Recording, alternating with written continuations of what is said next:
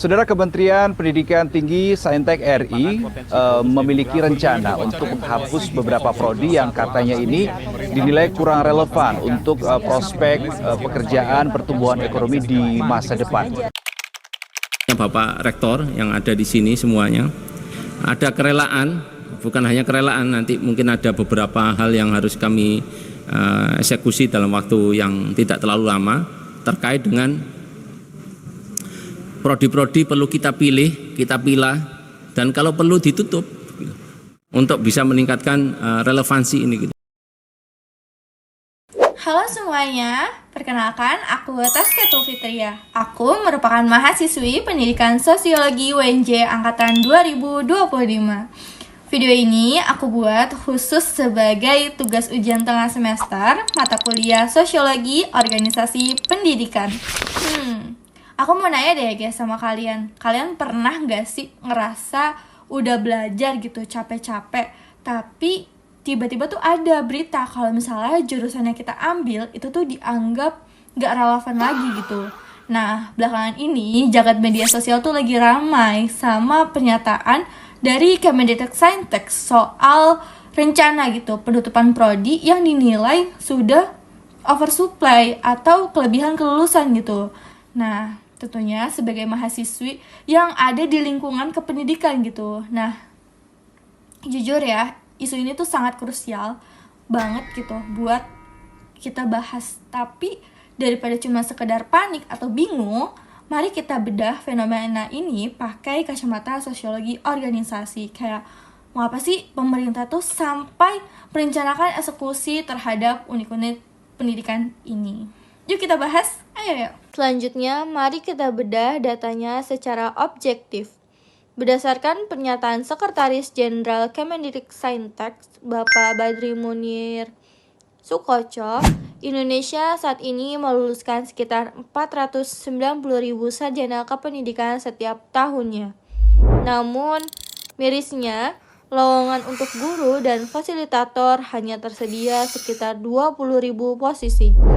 Artinya, ada sekitar 470.000 lulusan yang terancam tidak punya pekerjaan di sektor pendidikan formal. Fenomena ini tuh viral gitu karena pemerintah berencana melakukan penutupan prodi yang dinilai tidak relevan dengan kebutuhan industri masa depan gitu, seperti sektor energi, digitalisasi, dan manufaktur maju gitu. Secara organisasi ini tuh menunjukkan adanya ketimpangan besar antara output yang dihasilkan organisasi pendidikan dengan input yang dibutuhkan oleh lingkungan eksternalnya gitu, yaitu pasar kerja. Nah, dalam sosiologi organisasi, sebuah organisasi itu tuh tidak bisa berdiri sendiri gitu. Pasti ia tuh sangat bergantung pada lingkungannya. Nah, masalah yang kita hadapi sekarang adalah krisis adaptasi. Jadi, organisasi perguruan tinggi seringkali tuh terjebak gitu dalam rutinitas internalnya. Fokusnya pada kurikulum lama, juga metodenya lama. Jadi tuh mereka itu tuh tanpa menyadari gitu bahwa lingkungan di luar sana di dunia kerja itu tuh sudah berubah gitu ke arah digitalisasi dan teknologi tinggi gitu. Jadi ketika lingkungannya berubah tetapi organisasinya tetap kaku gitu, maka ya udah terjadilah ketidaksesuaian atau mismatch.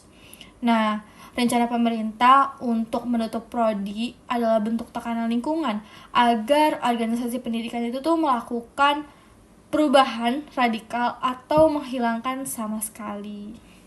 Mari kita memperdalam dengan teori struktur fungsional. Di sini tuh lembaga pendidikan adalah subsistem yang bertugas menyiapkan sumber daya manusia agar sistem sosial tuh tetap stabil gitu. Nah, yang pertama ada disfungsi. Saat ini tuh yang menjadi disfungsi organisasi karena tuh kampus yang memproduksi lulusan yang jumlahnya tuh besar, tapi kegunaannya tuh tidak terserap oleh sistem ekonomi. Nah, yang kedua ada rasionalisasi. Jadi, pemerintah juga tuh bertindak gitu sebagai administrator atau sistem yang mencoba melakukan penyimbangan kembali. Dengan menutupnya prodi yang oversupply dilihat sebagai tindakan rasional untuk menyelamatkan anggaran negara dan memastikan gitu setiap lulusannya tuh punya fungsi yang jelas dalam struktur masyarakat ke depannya.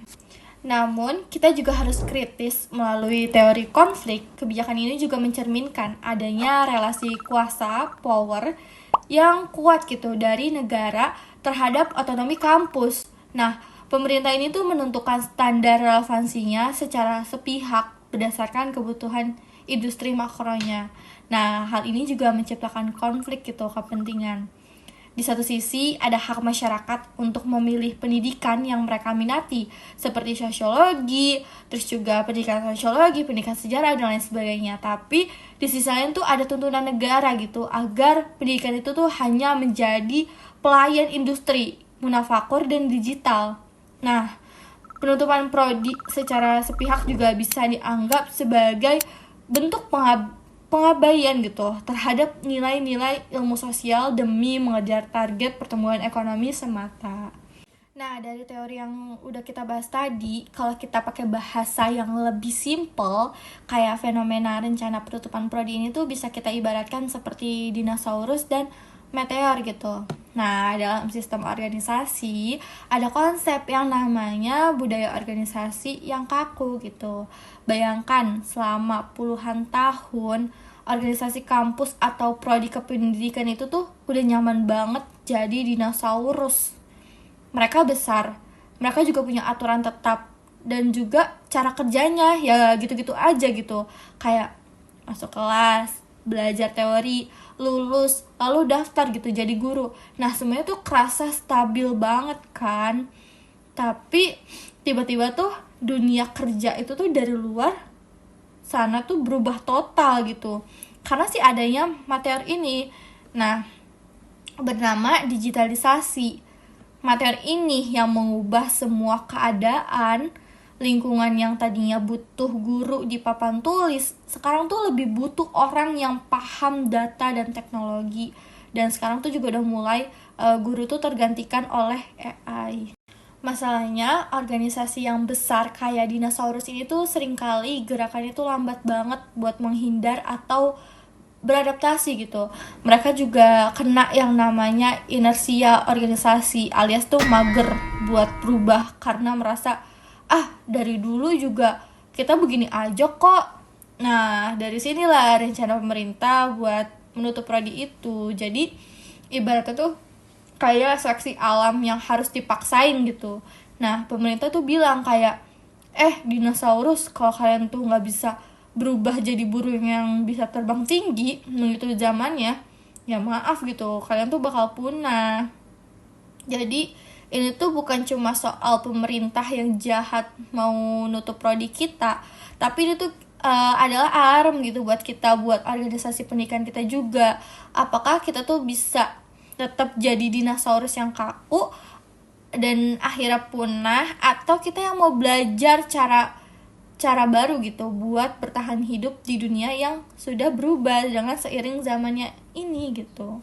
Nah, sebagai mahasiswi pendidikan sosiologi, aku tuh melihat itu bukan sebagai tantangan gitu, tapi mungkin solusi yang bukan sekedar hanya menutup prodi secara massal, tapi juga melakukan rebranding organisasi. Jadi kampus kita tuh harus bisa membuktikan bahwa lulusan pendidikan dan lulusan pendidikan sosiologi juga punya skill set gitu yang luas. Bisa jadi peneliti data sosial, terus juga bisa jadi analisis kebijakan, atau konten kreator pendidikan yang adaptif gitu. Nah, organisasi pendidikan juga harus berubah dari sistem yang kaku menjadi organisasi yang lincah gitu, atau agil, agar tetap eksis di tengah tekanan kebijakan pemerintah. Kesimpulannya, isu viral ini adalah pengingat bahwa organisasi yang berhenti belajar akan tertinggal. Nah, semoga analisis UTS ini bisa memberikan perspektif baru buat teman-teman dan semuanya. Aku, Tasket Lufitria, pamit undur diri. Sampai jumpa, bye-bye.